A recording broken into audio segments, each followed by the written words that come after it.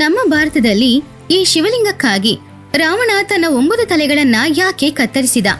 ರಾವಣ ವಿನಾಯಕನ ತಲೆಯನ್ನು ಯಾಕೆ ಹೊಡೆದ? ರಾವಣನು ನೀಡಿದ ಹೊಡೆತವು ಇನ್ನು ವಿನಾಯಕನ ವಿಗ್ರಹದ ಮೇಲೆ ಹಾಗೇನೇ ಇದೆಯಾ? ಈ ದೇವಾಲಯ ಈಗ ಎಲ್ಲಿದೆ? ಮೊದಲು ವಿಡಿಯೋನ ಲೈಕ್ ಮಾಡಿ, ತಡ ಮಾಡದೆ ವಿಡಿಯೋ ಒಳಗಡೆ ಹೋಗೋಣ.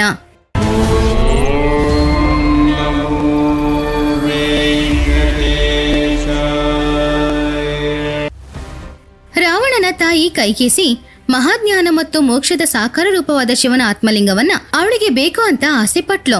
ಅವಳಿಗೋಸ್ಕರ ರಾವಣ ಕೈಲಾಸಕ್ಕೆ ಹೋಗಿ ಶಿವನ ಕೃಪೆಯಿಂದ ಆತ್ಮಲಿಂಗವನ್ನು ಪಡೆಯಲು ಕಠಿಣ ತಪಸ್ಸು ಮಾಡ್ತಾ ಇದ್ದ. ಅವನು 11,000 ವರ್ಷಗಳ ಕಾಲ ಕಠಿಣ ತಪಸ್ಸು ಮಾಡ್ತಾ ಇದ್ದಾಗ ಆ ತಪಸ್ಸಿನ ಪರಿಣಾಮವಾಗಿ ಶಿವನು ಪಾರ್ವತಿ ದೇವಿಯ ಜೊತೆ ಪ್ರತ್ಯಕ್ಷವಾದ. ಆವಾಗ ರಾವಣ ಪಾರ್ವತಿ ದೇವಿಯನ್ನ ನೋಡಿ ಈ ಅಂದವಾದ ಸ್ತ್ರೀ ನನಗೆ ಬೇಕು ಅಂತ ಶಿವಯ್ಯನ ಹತ್ತಿರ ಕೇಳಿದಾಗ ಅದನ್ನು ಕೇಳಿದ ಪಾರ್ವತಿ ದೇವಿ ತುಂಬಾನು ಕೋಪದಿಂದ ರಾವಣನನ್ನ ಗುರಾಯಿಸಿ ಶಿವಯ್ಯನನ್ನ ನೋಡಿ, ಸ್ವಾಮಿ ಏನಿದು? ಏನಿವನ ಬಯಕೆ? ಅವನು ಕೇಳಿದ್ರೆ ಅವನಿಗೋಸ್ಕರ ನನ್ನನ್ನ ಕೊಟ್ಬಿಡ್ತೀರಾ ಅಂತ ಕೇಳಿದ್ರು. ಶಿವಯ್ಯ ದೇವಿಯನ್ನ ನೋಡಿ, ದೇವಿ ನೀನು ಜಗನ್ಮಾತೆ, ನೀನು ಪರಾಶಕ್ತಿಯ ಸ್ವರೂಪಿಣಿ. ಈ ರಾವಣನ ಸಂಹಾರ ಹತ್ತಿರದಲ್ಲೇ ಇದೆ, ಅದಕ್ಕೆ ಇಂತಹ ಒಂದು ಕೋರಿಕೆನ ಅವನು ಕೇಳಿದ್ದಾನೆ ಅಂತ ಹೇಳಿದ್ರು. ಆವಾಗ ಶಿವಯ್ಯ ರಾವಣನ ಹತ್ತಿರ, ನೀನು ಕೇಳಿದ ಹಾಗೆ ಪಾರ್ವತಿ ದೇವಿಯನ್ನ ಕೊಡ್ತೀನಿ, ಆದ್ರೆ ಪಾರ್ವತಿ ದೇವಿಯ ನಿಜವಾದ ಸ್ವರೂಪದೊಂದಿಗೆ ನೀನು ಲಂಕೆಗೆ ಕರ್ಕೊಂಡು ಹೋಗ್ಬೇಕು ಅಂತ ಹೇಳಿದ್ರು. ಅದಕ್ಕೆ ರಾವಣ ಕೂಡ ಸರಿ ಅಂತ ಹೇಳಿದ. ಆವಾಗ ದೇವಿ ಪಾರ್ವತಿ ಲಂಕೆಗೆ ಬಂದ ಮರುಕ್ಷಣವೇ ಮಹಾಕಾಳಿಯ ರೂಪಕ್ಕೆ ಬದಲಾದ್ರು. ಅದನ್ನು ನೋಡಿದ ರಾವಣ ಅದನ್ನು ಸಹಿಸಲಾರದೆ ಅಲ್ಲಿಯೇ ಇರು ಅಂತ ಹೇಳಿದ. ಆ ಕ್ಷಣವೇ ಪಾರ್ವತಿ ದೇವಿ ಅಲ್ಲಿ ವಿಗ್ರಹದ ರೂಪಕ್ಕೆ ಬದಲಾದ್ರು. ಆ ಕ್ಷೇತ್ರ 18 ಶಕ್ತಿ ಪೀಠಗಳಲ್ಲಿ ಮೊದಲ ಶಕ್ತಿ ಪೀಠವಾಗಿತ್ತು. ಇವಾಗ ಆ ದೇವಾಲಯ ಶ್ರೀಲಂಕಾದ ರಾಜಧಾನಿ ಕೊಲಂಬೋ ಬಳಿಯ ತ್ರಿಕೋನಮಲಿ ಎಂಬ ಪಟ್ಟಣದಲ್ಲಿದೆ. ಲಂಕಾಯಂ ಶಂಕರಿ ದೇವಿಯನ್ನು ದೇವಿ ಭಾಗವತದ 7ನೇ ಅಧ್ಯಾಯ ಮತ್ತು ಸ್ಕಂದ ಪುರಾಣದ 35ನೇ ಅಧ್ಯಾಯದಲ್ಲಿ ಉಲ್ಲೇಖಿಸಲಾಗಿದೆ. ಆ ನಂತರ ರಾವಣ ತನ್ನ ತಾಯಿಯಾದ ಕೈಕೇಸಿಯ ಹತ್ತಿರ ಬಂದು ನಡೆದಿದ್ದೆಲ್ಲವನ್ನು ತನ್ನ ತಾಯಿಯ ಹತ್ತಿರ ಹೇಳಿದ. ಆವಾಗ ಅವನ ತಾಯಿ ಅವನನ್ನು ನೋಡಿ ಕೋಪದಿಂದ, ಎಂತಹ ನೀಚ ಆಸೆಯನ್ನು ಕೇಳಿದೀಯಾ? ಜಗನ್ಮಾತ ಪಾರ್ವತಿ ದೇವಿಯನ್ನು ನೋಡಿ ಆಸೆ ಪಡ್ತೀಯಾ? ಹಾಗಂತ ಬೈದಾಗ ರಾವಣ ಅವನು ಮಾಡಿದ ಕೆಲಸಕ್ಕೆ ನಾಚಿಕೆ ಪಟ್ಟು ಪುನಃ ಶಿವಯ್ಯನ ದರ್ಶನಕ್ಕೋಸ್ಕರ ಅವನು ಕೈಲಾಸಕ್ಕೆ ಹೋದ. ಆವಾಗ ನಂದಿ ರಾವಣನನ್ನ ತಡೆದು, ಶಿವಪಾರ್ವತಿ ಏಕಾಂತದಲ್ಲಿದ್ದಾರೆ, ಇವಾಗ ಹೋಗಕ್ಕೆ ಅನುಮತಿ ಕೊಡಕ್ಕಾಗಲ್ಲ ಅಂತ ಹೇಳಿದ್ರು. ಹಾಗಂತ ಹೇಳಿ ರಾವಣನನ್ನ ತಡೆದಾಗ ನನ್ನನ್ನ ಯಾಕೆ ಕಳಿಸ್ತಾ ಇಲ್ಲ ಅಂತ ರಾವಣ ಕೇಳ್ದ. ಶಿವಪಾರ್ವತಿ ಇಬ್ರು ಏಕಾಂತದಲ್ಲಿದ್ದಾರೆ, ಒಳಗಡೆ ಯಾರು ಹೋಗ್ಲೇಬಾರ್ದು ಅಂತ ನಂದಿ ಹೇಳಿದ್ರು. ಆವಾಗ ರಾವಣ ನಿನ್ನ ರೂಪ ವಾನರದ ತರ ಇದೆ ಅಂತ ಹೇಳಿ ಅವಮಾನ ಮಾಡ್ದ. ಅದಕ್ಕೆ ನಂದಿ, ನೀನು ಯಾವ ಕೋತಿಗಳನ್ನು ಕೀಳಾಗಿ ಹೇಳ್ತಾ ಇದ್ದೀಯೋ ಆ ಕೋತಿಗಳೇ ನಿನ್ನ ಲಂಕೆಯನ್ನ ನಾಶ ಮಾಡುತ್ತೆ ಒಂದಿನ ಅಂತ ಅವನಿಗೆ ಶಾಪ ಕೊಟ್ರು. ಆವಾಗ ನಂದಿ, ಹಹಹ, ನನ್ನ ನಗರವನ್ನ ಕೋತಿಗಳು ನಾಶ ಮಾಡುತ್ತಾ, ನಾನು ರಾಕ್ಷಸರ ಚಕ್ರವರ್ತಿ, ನನ್ನ ಶಕ್ತಿ ಏನು ಅಂತ ನಾನ್ ತೋರಿಸ್ತೇನೆ ಅಂತ ಹೇಳ್ದ. ಹಾಗಂತ ಹೇಳಿ ರಾವಣ ಕೈಲಾಸ ಪರ್ವತವನ್ನ ಎತ್ತೋದಕ್ಕೆ ಏನೇನೋ ಪ್ರಯತ್ನ ಪಟ್ಟ. ಅವನ ಬಲವನ್ನೆಲ್ಲ ಉಪಯೋಗ ಮಾಡಿ ನೋಡಿದಾಗ ಶಿವಯ್ಯ ತನ್ನ ಹೆಬ್ಬೆರಳಿನಿಂದ ಪರ್ವತವನ್ನ ಒತ್ತಿದಾಗ ರಾವಣ ಕೆಳಗೆ ಬಿದ್ದು ಅವನ ಕೈಗಳು ಮುರಿದೋಯ್ತು. ಆವಾಗ ಅವನಿಂದ ನೋವನ್ನ ತಡ್ಕೊಳಕ್ಕಾಗದೆ ಒಂದು ಕೈಯಿಂದ ಹೊಟ್ಟೆಯನ್ನ ತೆರೆದು ತನ್ನ ಕರುಳಿನಿಂದ ರುದ್ರ ವೀಣೆಯನ್ನು ನುಡಿಸುತ್ತಾ ಶಿವತಾಂಡವ ಸ್ತೋತ್ರವನ್ನು ಹಾಡ್ತಾ ಇದ್ದ. ಆ ಸ್ತೋತ್ರವನ್ನು ಕೇಳಿ ಶಿವಯ್ಯ ಸಂತೋಷದಿಂದ ಬೋಲಾ ಶಂಕರನ ರೂಪದಲ್ಲಿ ದರ್ಶನವನ್ನ ಕೊಟ್ಟ. ಈ ಸ್ತೋತ್ರದಿಂದ ನನ್ನನ್ನು ಪೂಜಿಸುವವರ ಮನೆಯಲ್ಲಿ ಜ್ಞಾನ, ಸಂಪತ್ತು ಮತ್ತು ಲಕ್ಷ್ಮಿಗೆ ಕೊರತೆ ಇರಲ್ಲ. ನಿನ್ನ ಭಯಂಕರ ರಾವಣನಿಂದ ನಿನ್ನ ಎಲ್ಲ ಲೋಕಗಳಿಗೆ ದುಃಖವನ್ನು ಉಂಟು ಮಾಡಿದ್ರಿಂದ ಇಂದಿನಿಂದ ನಿನ್ನನ್ನ ರಾವಣ ಎಂದು ಕರೀತಾರೆ ಅಂತ ಹೇಳಿದ್ರು. ರಾವಣನ ನಿಜವಾದ ಹೆಸರು ದಶಗ್ರೀವ. ಅಂದಿನಿಂದ ಎಲ್ಲರೂ ಅವನನ್ನು ರಾವಣ ಎಂದು ಕರೆಯಕ್ಕೆ ಪ್ರಾರಂಭಿಸಿದ್ರು. ರಾವಣ ಎಂದ್ರೆ ಅಳುವುದು ಅಥವಾ ಜೋರಾಗಿ ಶಬ್ದ ಮಾಡುವುದು ಎನ್ನುವುದು ಅರ್ಥ. ಆಮೇಲೆ ರಾವಣ ಅವನ ತಾಯಿಯ ಕೋರಿಕೆ ಏನು ಅನ್ನೋದನ್ನ ಮರ್ತೋಗಿ ಪುನಃ 22,000 ವರ್ಷಗಳ ಕಾಲ ಅವನು ಕಠಿಣವಾದ ತಪಸ್ಸು ಮಾಡ್ತಾ ಇದ್ದ. ಆದ್ರೆ ಶಿವಯ್ಯನ ದರ್ಶನ ಅಂತೂ ಅವನಿಗೆ ಸಿಗ್ಲೇ ಇಲ್ಲ. ಆವಾಗ ರಾವಣ ತನ್ನ ತಪಸ್ಸಿಗೋಸ್ಕರ ತನ್ನ 10 ತಲೆಗಳನ್ನ ಒಂದೊಂದಾಗಿ ತೋರಿಸಿ ಅವುಗಳನ್ನ ಅರ್ಪಿಸ್ತಾ ಇದ್ದ. ಹಾಗೆ 9 ತಲೆಗಳನ್ನ ಕಳೆದು 10ನೇ ತಲೆಯನ್ನು ಕಡಿಯುವ ಸಮಯದಲ್ಲಿ ಅವನ ತಪಸ್ಸಿಗೆ ಮೆಚ್ಚಿ ಶಿವಯ್ಯ ಪ್ರತ್ಯಕ್ಷವಾದ್ರು.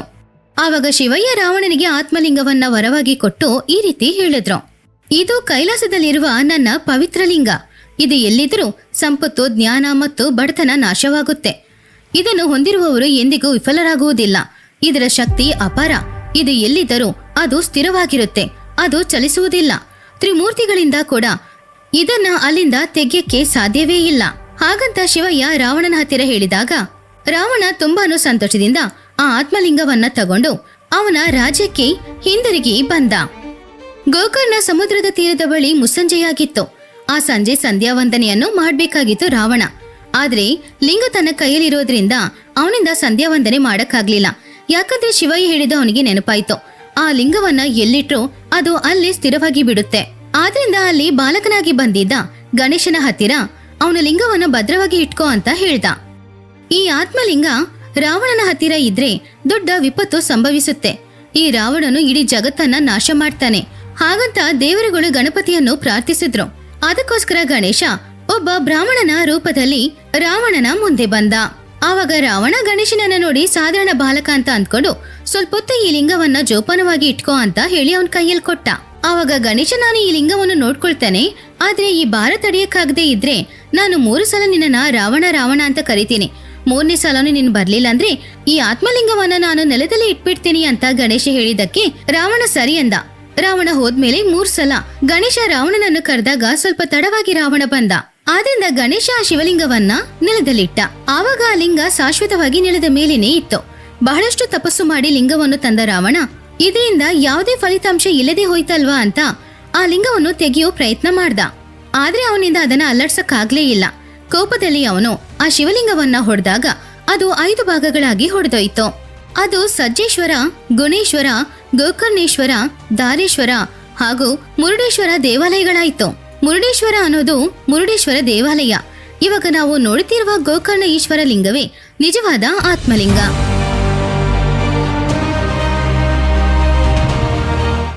ಆವಾಗ ಕೋಪದಿಂದ ರಾವಣ ಗಣಪತಿಯ ತಲೆಯ ಮೇಲೆ ಜೋರಾಗಿ ಹೊಡೆದಾಗ ಭಗವಂತನ ತಲೆ ಮಧ್ಯದೊಳಗಡೆ ಹೋದಾಗ ನೋವಿಗೆ ತನ್ನ ನಿಜವಾದ ಸ್ವರೂಪಕ್ಕೆ ಬದಲಾದ್ರು ಗಣೇಶ.